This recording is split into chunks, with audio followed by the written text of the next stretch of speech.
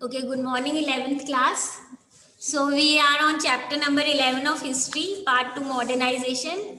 Basically, हम इसमें Japan और चाइना की modernization के बारे में पढ़ेंगे. And we have already had a brief idea about their history, and in our previous class, we have studied about their geographical locations. So, now we start with the history of Japan. So, already since we know its location, now we can talk about the political system that existed in Japan. Location हमें already पता है, group of islands basically towards the east of China, and now we know it is one of the very developed nation. We have understood about the food that is available there and their culture and few more things. So now let us start with the political system. Now from you can say initial time से we already know कि ज़्यादातर everywhere there is monarchy, तो यहाँ पे भी ऐसे ही था. Emperor used to rule Japan from Kyoto. Okay, so this was actually center जहाँ से emperor used to rule. But by the 12th century what happened कि imperial court lost its power to the shoguns. Shoguns कौन थे? वो थे military dictators of Japan. Though they were ruling, they had the real powers, but somewhere theoretically it was believed that they are ruling in the name of emperor. They are not rule. It was not somewhere stated clearly that these are the people who are exercising complete rule. They always said that they were ruling on behalf or maybe under the emperor. So now this is the new term. You need to just understand this term. Now if we want to be more specific, अगर हम देखें from 1603 से लेके 1867 से members of Tokugawa family held the position of shogun. यानी ये particular family है जिन्होंने इतने सालों तक rule किया over Japan. Now the country was divided into 250 domains under the rule of lords who were called daimyo. Okay, that means the Japan was divided into various domains, or you can say provinces kind of areas, and these were under the rule of lords who were called daimyo. Okay, so basically the country was divided into 250 domains and these were under the control of lords. और ये जो Lord's है उनको Japanese में बोलते थे दाइम्यो. Okay, अब ये शोगुन जो है they used to exercise power over these lords. यानी ये जो लॉर्ड्स है ये किसके अंडर काम करते थे? शोगुन्स के under. And they used to basically always have a control on them, keep an eye on them. And इसके लिए उन्होंने क्या बोला था? That these people have to stay at the capital, and capital was Edo, which is modern day Tokyo. Okay, so understand they were doing it that they have to stay in the capital for long periods because they thought that if that particular lord becomes more powerful in his domain, he may try to expand. So that he does not become more powerful, they were asked to stay in the capital and control their area from capital itself. Okay, and he also controlled, basically jo shogun hai, he also controlled the major cities and the mines. Then we come across one more major term, samurai. ठीक है, samurai कौन होते हैं? These are the warrior class. ये warrior class है, we have also heard about them many times, and basically these also were, you can say, somewhere having lot of important position and respectable position, and these people served the shoguns and the daimyo. यानी ये इनके under होते थे. किसके? शोगुन्स और daimyo के under ये होते थे. इनका मेनली काम क्या था? because they were the warrior class, so anything regarding any protest, revolt, defense and in सब से related सारा का सारी responsibility were of these people, but all of them were under the shoguns. ठीक है. Now, in the late 16th centuries, we will notice that there are some changes that are being witnessed in these areas. तो यानी अब हम देखेंगे ये तो originally somewhat जो उनका system था, इसमें जो changes आए हैं वो क्या हुआ है. और ये changes इसीलिए लाए थे ताकि थोड़ी और development हो जाए जापान की. सबसे पहली चीज, जो peasantry थे, they were now not allowed to have any kind of armaments with them. मतलब the peasantry was disarmed and only the samurai could carry swords. यानी अब जो है arms वो अपने पास रखने की लीगल अथॉरिटी सिर्फ और सिर्फ समुराइज के पास है, बाकी किसी के पास नहीं है। और इससे क्या हुआ, समवेयर धीरे धीरे gradually peace and order establish हो गया, जबकि पहले बहुत फ्रीक्वेंट ये वायलेंट और ये प्रोटेस्ट होते थे, तो वो क्या हो गए, सेटल हो गए, because everybody could not carry arms now. So this was the first step that they took, basically the first change which they brought, so that things can be now basically they can focus on the developmental works. Second point क्या है कि जो डायमोज हैं अब उनको order कर दिया कि now basically you can go and live in your domains, और उनको थोड़ी सी पावर भी दे दी. That means you people can, there is no need for you to stay in the capital. You can now go and live in your domains, and you are also given certain amount of freedom. Now third क्या है, land surveys हुए थे, basically identify किया owners कौन है, tax payers कौन है, उसका proper somewhere documentation, proper survey हुआ, एंड अलोंग विद दैट की लैंड की प्रोडक्टिविटी क्या है, कौन सा क्रॉप किया जाता है, उसके अकॉर्डिंग पूरा डेटा करके सर्वे बनाया, सो दैट जो टैक्सेस है वो क्या हो, अच्छे से कलेक्ट कर सके और उसमें कोई प्रॉब्लम ना हो. तो एक proper official they were trying to have stable revenue base, ताकि जो रेवेन्यू आना है उनको पता है कहाँ से आना है, कितना आना है, and accordingly they have economically again trying to balance few things. Okay, now इतना तो है, these are the major changes that were brought basically in the 16th century so that things become more stable. Okay, now what happened, अब slowly and gradually कुछ हम देखेंगे और क्या changes आए थे. सो ये जो डामियोस की कैपिटल हैं स्लोली एंड ग्रेजुअली ये बड़े होने लग गए, so that by the mid 17th century Japan not only had the most populated city in the world, that was Edo, but also two other large cities, Osaka and Kyoto, and at least half a dozen castle towns. Castle, you all know, like big palaces and that kind of structure. तो इतने तो at least half a dozen castle towns थे इनके, with population of over 50,000, which was actually very very high as compared to the European cities at that time, because by contrast most European countries of the time had only one large city. So how is this development? Please do understand again. अब डायमोस को बोला आप अपनी जगह जाके settle हो सकते हो, अपनी जगह सेटल है तो वो अपनी पावर बढ़ा रहे हैं, उनके पास सर्टन ऑटोनॉमी है, तो वो सिटी डेवलप हो रही है, पॉपुलेटेड ज्यादा हो रही है, because of which what is happening, that cities are developing, population is increasing, because of which many cities and big towns have developed in Japan. Okay.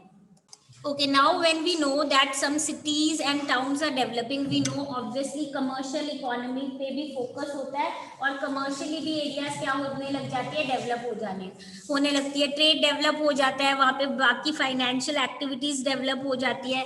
जैसे जैसे economy बढ़ेगी वैसे वैसे financial position जब बढ़ेगी तो क्रेडिट सिस्टम जैसा भी डेवलप होगा, कुछ इन्वेस्टमेंट से रिलेटेड चीजें डेवलप होगी. तो कमर्शियली भी क्या हो रहा था, जापान वो slowly and gradually becoming very very important with lot of technology, हम बोलेंगे development in terms of how they used to do their trade and their commercial activities.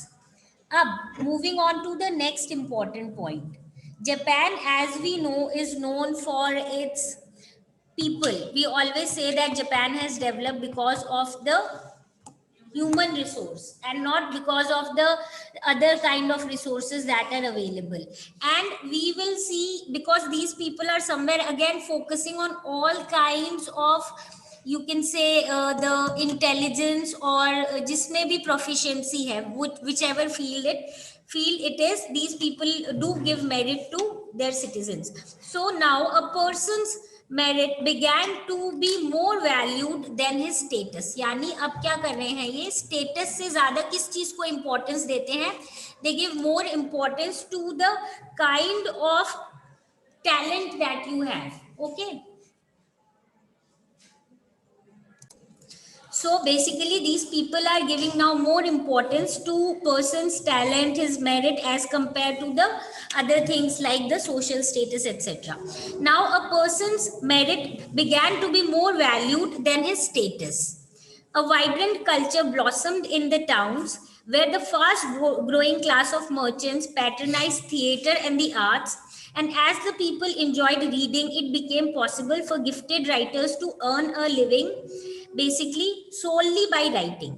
So in Edo, people could rent a book for the price of a bowl of noodles. This shows how popular reading has become and gives a glimpse of the scale of printing. Now we need to understand if something is very popular and more people are wanting to use it or consume it.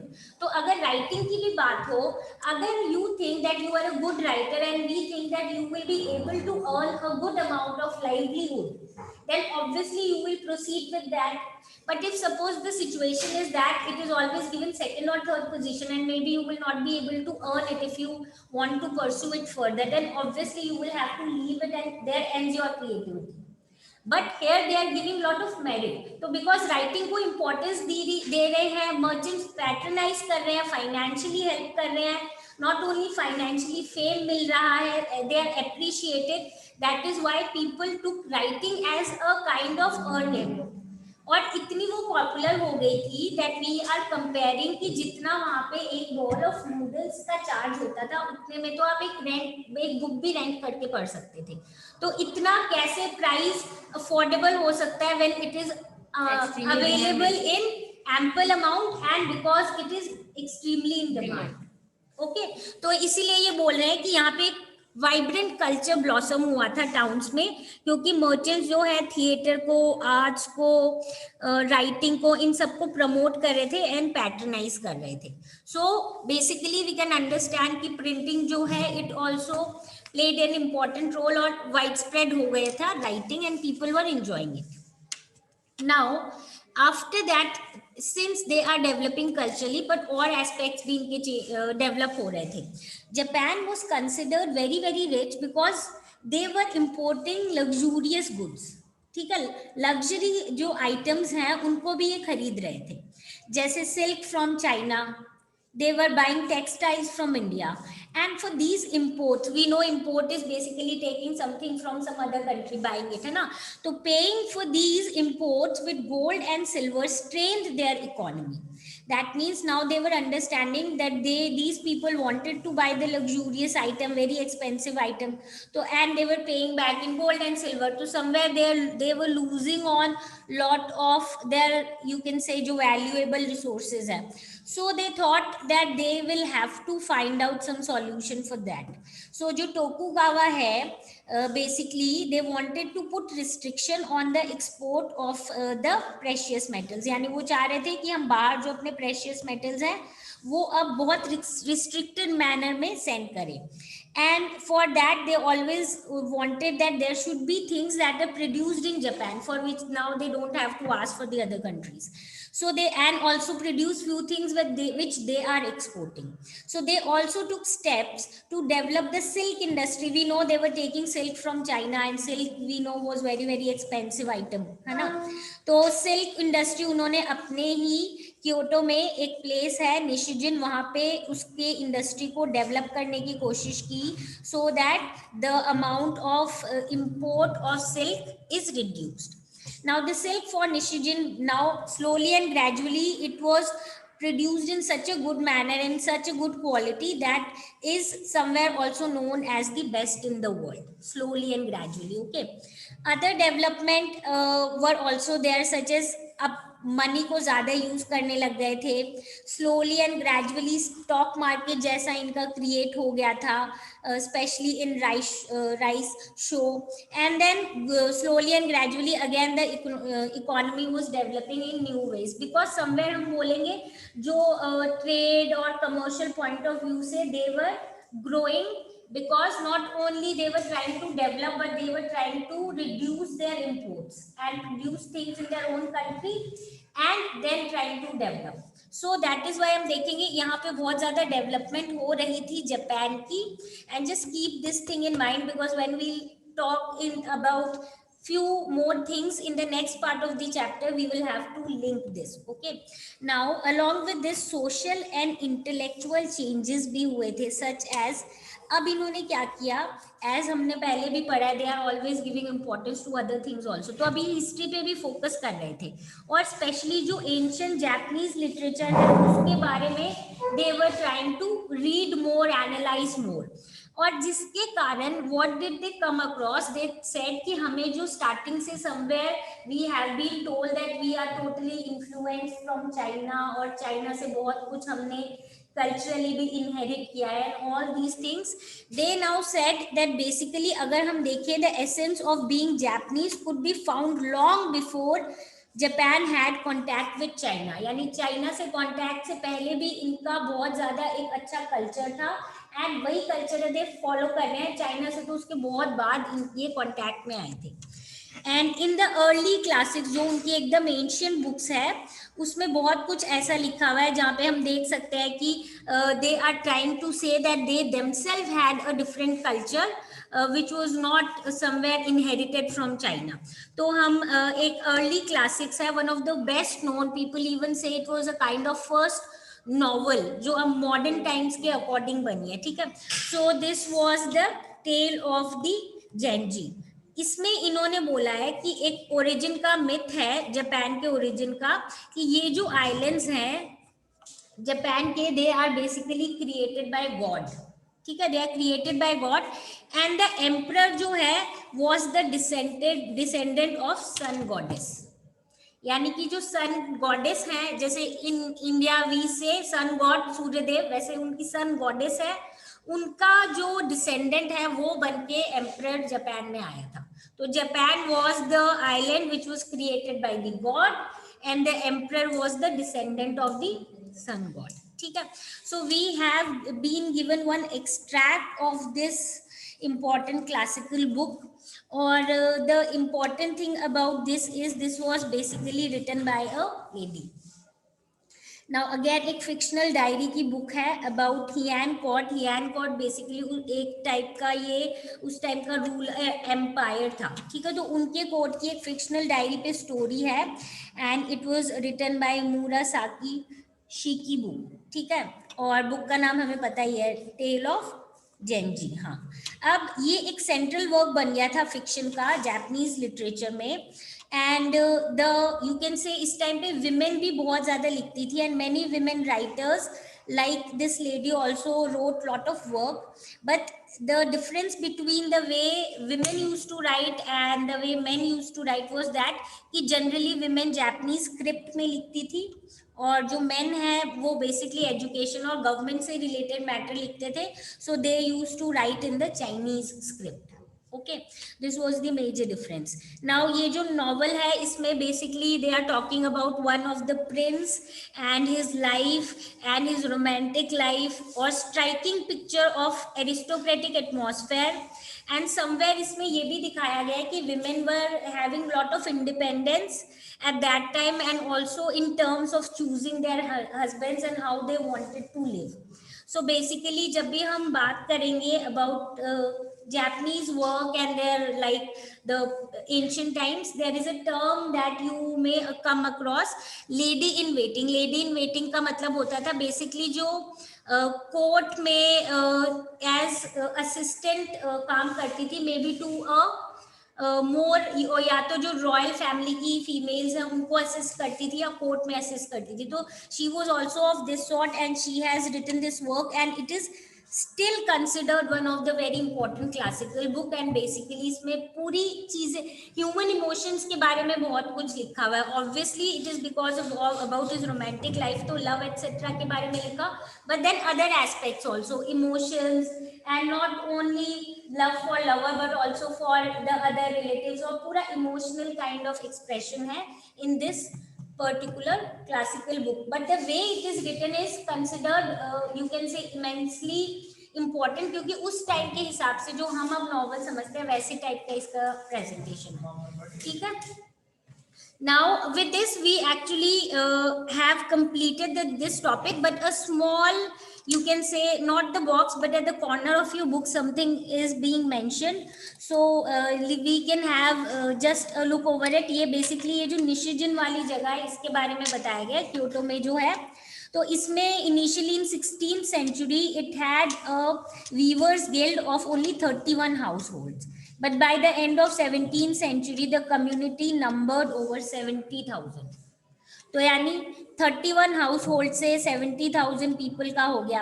Y is this happening? If you remember, हमने बोला Nishijin को वो कोशिश कर रहे हैं improving as a silk center, silk producing center, तो इसीलिए इनका नंबर बढ़ा है. Sericulture we know, sericulture is the process by which silk is basically prepared. So sericulture spread and was encouraged by an order in 1713 that only domestic yarn was to be used. तो एक और boost up मिल गया इनको इस act के through, ये जो 1713 में ऑर्डर आया था इसके थ्रू कि डोमेस्टिक यार्न ही यूज होगा. Now Nishijin basically specialised only in most expensive products. Now they started basically investing या working in producing the expensive products only. Silk production helped in the growth of a class of regional entrepreneurs.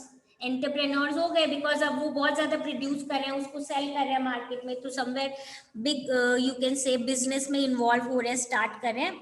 And now slowly and gradually इतने powerful हो गए थे ये somewhat, कहीं से ये जो टोकुगावा ऑर्डर है इसको भी थोड़ा सा चैलेंज करने लग गए थे. And when foreign trade started in 1859, Japan silk exports became a major source of profit for the economy, struggling to compete with the Western goods.